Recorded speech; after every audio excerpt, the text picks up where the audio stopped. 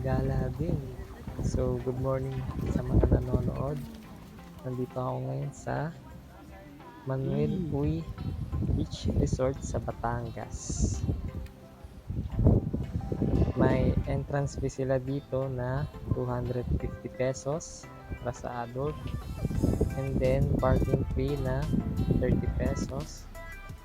Saka may eco fee din sila guys na 30 pesos.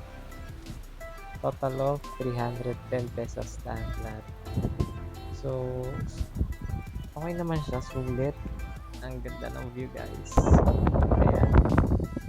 Tapos pagpunta nyo dyan is mababaw lang siya. Mababaw lang yung dagat. Low tide siya.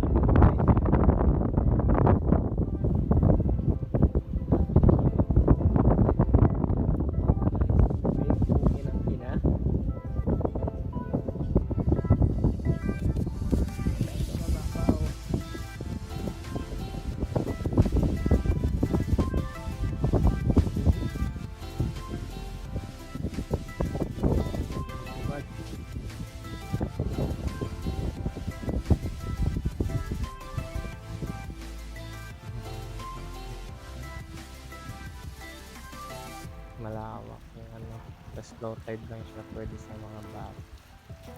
And natapak. Hindi naman tubig yung